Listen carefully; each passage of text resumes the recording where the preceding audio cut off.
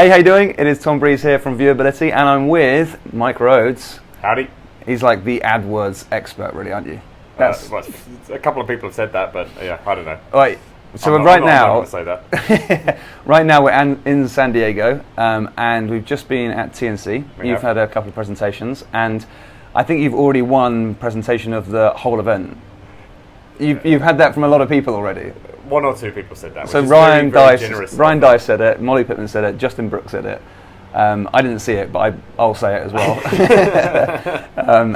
So Mike is, if you don't know, do you want to explain a little bit about what you do and your company? Yeah. So I'm a teacher at heart. I love teaching people how to grow their business and how to do Google AdWords. So that's part of what we do.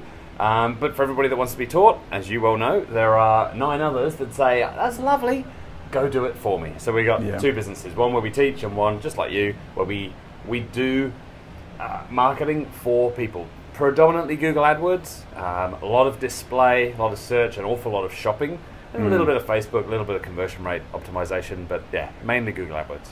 Awesome. And I've known you for many years. I've known you online for much, much longer, because I remember buying one of your first courses and just absolutely loving it and doing exactly that. I bought it, I looked at it, I was like, we should probably get you to do it for us. Yeah, exactly. So Mike's taught me so much as well when it comes to YouTube advertising and different ways of using AdWords to get videos in front of the right people. And some of the stuff you've taught me, I remember being in Sydney with you not too long ago. Oh, that was a And just blast. one strategy gave me immediately I was like, that's worth $5,000. And you were giving it away for free. But you were giving me stuff on, we were talking about ways of running business, dashboarding, staffing strategy, all sorts of stuff. It's just, it was melding of the mind. Yeah. And so this is a brand new YouTube channel, and we're kind of we want it to be super valuable for everybody that's watching, of course. And I think we've hit 100 subscribers so far. So it's still early days. We're hoping to hit, in my head, at 500,000. And then see where it goes from there, sort of thing. I don't doubt that will happen, sir. Through advertising, hopefully it's going to happen. But so if someone's listening in and they're thinking, right, I think loads of people look at AdWords and get scared by it, or get daunted by it, or they kind of are familiar with something like Facebook advertising, but AdWords seems like that horrible monster, so to speak. And they know it's big, but they may not feel it's as easy as Facebook. What sort of advice do you normally give to those sorts of people that are kind of like maybe getting into advertising, their business getting to a level where it's starting to look exciting for them, they can see some ROI from different stuff they're doing, but they haven't yet got into AdWords? I guess there's 2 ways you can go. You can get educated and then get a bit more educated and a bit more educated. Yeah. Or you can hire someone that already knows their stuff, at least to shortcut you through the setup. If you're going to hire someone for just one thing, get someone that knows what they're doing to set it up right, and then maybe get them to teach you how to run things from there. And sometimes we'll do that with businesses. We'll set everything up, we'll run it for the first 6 months, and then with the plan of us handing over that so that they can run it in-house. And inevitably they get to the end of 6 months and go, but if it's this profitable, why are we going to mess with it? You keep running it. But that's the plan going in. If your budget's smaller, it's very hard. It's really hard, I get it, to find an agency that can run something when you're only spending a few $100 a month. Yeah. At that point, you're probably going to want to do things yourself. So get educated first, but just start small. Don't blow the thing up and follow every strategy that you see on YouTube, or try and do everything at once. Start with just brand search. Start with just some keywords, which is your business, your name, your products, and just start there. Yeah. Maybe some remarketing. If you've got a little bit of traffic coming to your website, just one basic, really, really basic remarketing campaign. Stay away from display at this stage, and probably, I don't know what you think, I'd be interested in your thoughts, but probably stay away from YouTube at that level too. Just start with a few keywords. If you're an e-com business, you absolutely need to be doing Google Shopping. That is just a wonderful place. You need to be there, and there's some great courses. Yes, we have one, but there's lots of places you can go learn about Google Shopping. You must be doing Google Shopping if you're selling physical products. Yes. But even there, you don't have to blow it up and create the 50 campaigns that we might do. Just get the ball rolling, and exactly. And spend a little bit of money, and know that it's not going to be profitable week 1 or even month 1, but you're learning, as my old options trader used to say, you're learning you're paying the market to kick you in the butt, and you're paying the market to learn. You know that you're going to lose a little bit of money at first, and that's okay. But you have to go into it with that mindset of, I'm investing in my education, I'm investing in this, and it will be profitable. I will get there, but it may take 2-3 months before you get to a profitable level. Yeah, that's so true. And I know that AdWords is kind of like, it is that when you first get started, there's that kind of like, you have to just go through that learning stage and get you comfortable with the data and expect that dip, but also know that you get to control everything. Know that you get to set your daily budget. So don't be worried about melting a credit card. You're only going to do that if you're really, really daft.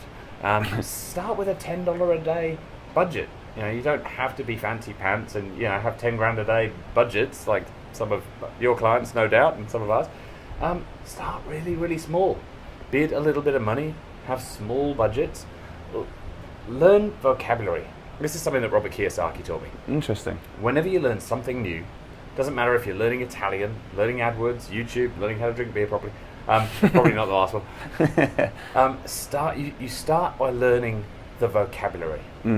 Now, for Italian, that might be 100, 200 words. For AdWords YouTube, it might be 30 or 40 words. But if you really understand the meaning of those 40 words, everything else suddenly just gets so much clearer. Yeah. So, start with a good glossary. Start by having a tour through the interface. There's a video, I don't know how this is going to work, but there's a video. We'll make it available in the comments. Is it on a YouTube video or is it? Not yet, but we'll do that. Okay. Well, we'll find a way of linking it. Maybe at the end of this video there'll be a link to that video. I've got a video that's a 15-minute tour through the Google interface that explains some of the main terms. You start with that. You start by just understanding the lay of the land and what those 40, 50 words mean, and then everything else will make so much more sense. I think people try and dive into the tactics without really understanding that foundational stuff, and it really is. It's 40, 50 words, that's it. Yeah, very true. Now, let's say, for example, someone is watching this and they're thinking, do you know what, I'm a pro at advertising, I'm spending a fortune on Facebook or another platform like that, haven't yet got into AdWords, but they're thinking, right, do we take this in-house or do we go and find like an agency? Like, what would you do at that stage? Because I know of so many clients that come to me and say, we're doing amazing on Facebook, we haven't touched anything else. That's our one thing that we do. There's loads of them. I know, and I always say, look, well, obviously YouTube's going to be a great thing if you're good at video, and I can show you that. And they're normally hiring an agency when they get in touch with me. And they're probably doing video on Facebook if they're really successful on Facebook anyway, right? Exactly. They've probably started creating some assets. Precisely, and so they're willing to spend, and they're willing to lose money to begin with and things. Yeah. What advice would you give? Would you say go agency or go in-house, and what are the pros and cons of both those things? I'm biased. Yeah, exactly. I wonder if you're going to say get an agency. Yeah. Exactly. Yeah. I would go agency because what you're getting with an agency, so we're 17 people at this point in 2018. What you're getting is a team. You're not getting one person. Yep. If you go in-house, trying to find that unicorn that understands all of these different things. So, for instance, very, very early on, this would be 10, 12 years ago, I figured out that my guy who was brilliant at spreadsheets and could do pivot tables up the wazoo is not the person that you want writing persuasive ad copy. Like, they have very different skills. They don't usually live in the same brain. Well, it's just that multiplied by 5. You've got code, you've got tracking stuff, you've got Data Studio, Google Analytics, Google Tag Manager, you've got product feeds, you've got reporting. You've got it's not very complicated. It's not very complicated, and it's easy for a toddler to do it all. Yeah, exactly. Yeah. There's so many different skills that if you go in house, now you need a little bit of everyone, but you don't have 40 hours a week work for one of those and one of those and one of those and one of those. You need 5 of that, 2 of that, 10 of that. Yeah. So that's the huge benefit of going agency. Again, at least at the beginning. It's hands off, and it's like go to agency, let them run it. And get the great results and test it out for you and move it forwards. With the caveat, I would say, of know enough to outsource well. So what an agency wants from you, if you're doing this, is very clear definition of what done and done well looks like. How do we know we're winning? Yeah. And then please stick to that. When we hit those results, don't keep moving the goalposts. Yes. It's not a sales organization where they hit the budget, you move it up. They hit that budget, you move it up. Because if you keep moving the goalposts, the amount of traffic that we're able to get becomes smaller and smaller and smaller. Yeah. Set the goal, let us hit that, and then maybe we could talk about how do we train your guys. Again, I'm a teacher at heart. I love training in-house teams, but it's so much easier to do once you've hit those metrics, once things are moving along, it's profitable, and you've got that start. Where you're going to lose money doing AdWords is the setup. Yep. Set it up wrong, it's going to be so much harder to get back from there. Yeah. Set it up right, and look, again, it's not day one, it's not week one, it's probably not month one, but you set it up right and then do the optimization, it's so much quicker to get to the sweet spot. Set it up wrong, it almost doesn't matter how much optimization you do on the wrong thing. It's like, it doesn't matter how much you tune the Ford Taurus, it's never going to be a Ferrari. Yes, exactly, yeah. Start with a great setup. It's going to take work to make it really profitable, but then once you're at that level, it's not set and forget. It's not just, we never need to touch this again, it's working. But it's much easier to maintain. Very true. So if someone's in a place then where they're thinking, right, I'm deciding to not go in-house because it sounds like it's going to be a lot of hard work and to find the right people and get it set up right, and that's, I know that like even internally in our agencies there's a lot of training that goes on in order to make sure that everyone's up to date with everything. Absolutely. And so it's coming from the top, we're testing everything and we're telling our staff, so I know that it's very difficult to, as a company owner, if you're not running YouTube ads yourself, it's like there's not that many trainings out there or anything. But and we have this huge benefit, right, of seeing across hundreds of accounts. Precisely. And seeing what works in different verticals and auditing a whole bunch of accounts. So a lot of agencies come to us for us to audit their account. Businesses that are already running AdWords will come to us. That helps expand our knowledge, like you say. Same with your team. We're always spending time talking to Google, trying things out. There's a wonderful book, Where Do Great Ideas Come From? I haven't read that. And to sum it all up in 5 seconds, essentially it's smart minds sitting around a table having some banter. Right, okay. Right, chucking an idea on the table, having an opposing point of view, digging in, I guess a bit like Ray Dalio principles, right? Idea meritocracy, not having ego attached to that and being able to say, I hold this idea and this opinion, what am I not seeing? Yeah. And bouncing that around. That's where the magic happens. It's very difficult to do that when you're one in-house person. Even if you have a small team, you're in one industry, you get to see one account. You probably don't have the same level of access at Google. It just becomes so much harder at that point. Sorry, I interrupted and you were going to ask. No, it's very good. That's what I want your head to do. I want you to kind of explain stuff. So, I mean, the question I was going to have was like, how do you choose the right agency? How do you, like, what should you look for? And I know you might be biased to be like, well, choose me. No, definitely not. I'm definitely not like, you must choose us, we're the best in the world, blah, blah, blah. There are lots of good agencies. Unfortunately, there are lots and lots and lots of sharks and charlatans, which is unfortunate. What to look for? I think not a one-man band, but also not a huge agency, because the huge agencies, as we know, and they don't really know performance on the whole. And there are some exceptions, but on the whole, they don't really understand performance. They've come from that branding background and spending dollars because there are dollars to be spent. Yes. Yeah, we don't like that. Got to hit that budget, otherwise we won't have it next month. Yeah, and we don't look at it that way. We spend clients' money, as you do, as if it were our own. Well, I actually do spend my own money. Well, you do, that's true. That's a very different model. What else? How did they learn? Right. Did they learn by investing their own money, learning AdWords for their own stuff? My first AdWords account was a business that I was half owner of, selling a particular product back in 2004. Day one, losing loads of money. Day two, losing loads of money. By the end of the first week, being almost profitable, and then selling 100 grand's worth of stuff in 3.5 weeks. Very nice. And I went, ooh. Well, it was much easier in 2004. But that's true. This stuff works. I'm just diving into the machine, but spending my own money, and then from there doing favors and helping out a mate for a case of beer and and going from there. So I think, how did they learn? How much are they investing in their education, their ongoing education? And like we said before, do they have that team? Do they have the different?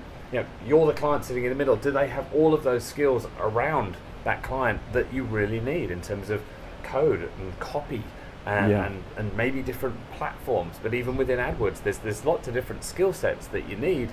again, that don't typically all live in the same brain. Yeah, very good. There's probably a bunch of others. I know we've got a chapter in the book about how to choose an agency, and there's 11 things, and I'm going completely blank on what those 11 are. Well, I tell you what, we'll get you back on 3 of them. we'll get you back on another call sometime soon, and we'll get you in because obviously you're based in Melbourne, aren't yes, you? Melbourne, and I'm in the UK. We're both meeting up in the States, so it's a perfect opportunity to do a video like this on a balcony in Mike's room in beautiful San Diego. In beautiful San Diego in the background, which is very nice. One more question for you: yes. The future of not just AdWords, and not just Facebook or any other platform. Like, what's the future that you see in the next 5 years that's happening with general promotion and advertising across multiple kind of types of businesses? Where's that going? Wow! Because I know that you think like this. You I love like, living in the future. Yeah. Yeah. But I do tend to. Yes. Not just from your time zone, but more kind of. Well, obviously AI has to be part of that conversation. I'm endlessly fascinated by the near future. Okay. And teaching and leveraging the near future to grow businesses. And near future is how long? Near future is 1 to 2 years. Gotcha. Okay. Maybe 1 to 3. Because there's a lot of cool, really fun stuff coming 20, 30 years out that people are, let's face it, guessing about.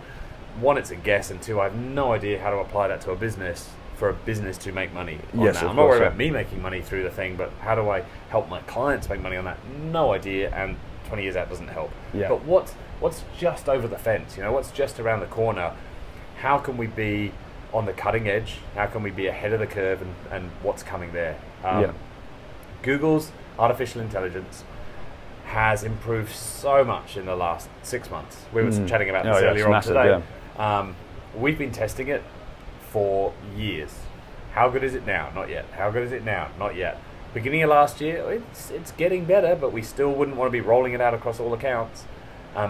I feel we've hit this tipping point now where we get better like this on this sort of linear, bit by bit. The computers get better like this. Yes. And it feels like those lines are just crossing. So now we're on the upward curve on AI. Maybe the AI is a little bit below this line, a little bit, but it's on the up. But it's an exponential curve, which means by the end of this year, 2018, it's going to be up here somewhere. Yeah. And if you wait to know that it is definitely better, it'll be too late. So we want to move early, have different conversations with clients, be more strategic, be more creative, focus on the relationship more so than just looking at that CPA and why has the CPA gone from 14 to 15 this month? It doesn't matter in the scheme of things because, let's face it, you're not tracking all of your other channels anyway. So why are you holding our feet to the fire? So AI is a huge part of that. Where do I see it going? I see it being smart people working with smart machines. There's a lot of fear about the AI is going to replace us. The robots are going to take our jobs. I don't think they're going to take your whole job. They're going to take a bunch of the tasks that you do, and then there's a whole bunch of other tasks that you do where the machines will make you better at that. And then there's a whole bunch of other tasks where, sort of sitting above that, so there's a bunch of tasks down here that should be done by computers. You're probably still doing that should be automated. Then there's the next layer of stuff that you can do with the machine, and that will augment you. And then there's the stuff right at the top, which is unique ability stuff, Again, relationship, strategy, creativity. I think that sort of stuff. Figure out what your unique ability is. What energizes you. What's the stuff that the computers can't do yet? There are some AI boffins that think AI will be able to do everything a human does in 40-ish years. Yeah. There's no point worrying about that. That's not here yet. And I guess I'll try and tie it all together with this line, which is a wonderful line I heard last year, which is every business model is built on the technology available at that time. And so the technology is going to keep moving. As long as we're agile, as long as we keep our eyes open and are willing to move and are not wedded to the past and, well, it worked this way 3 years ago, so we're going to keep on doing that because that's a recipe for disaster in an exponential world. Yeah. As long as we're willing to move, willing to be open, and keep our eyes wide open, then there will be so many opportunities available to smart businesses in the near future, and it's just the most exciting time to be alive. It is very cool. Because you go back 100 years, you know, like nothing really changed in 50-year blocks. You go back 1,000 years, nothing really changed in 500-year blocks. Now, everything changes in 1-year blocks. Another 10 years, everything will be changing in 1-month blocks, which will probably mess with our heads a whole lot more.